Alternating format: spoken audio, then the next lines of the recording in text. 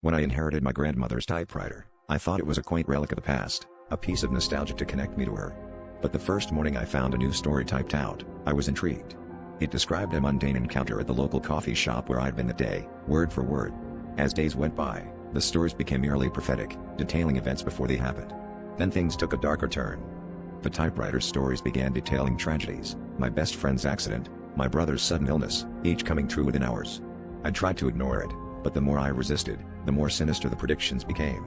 The final story was the most chilling: a fire in my apartment, my desperate attempts to escape, and a smoke that would suffocate me before dawn. Now, as I sit here, smoke creeping out of the door, I realize too late that the typewriter wasn't just predicting my life, it was scripting my death.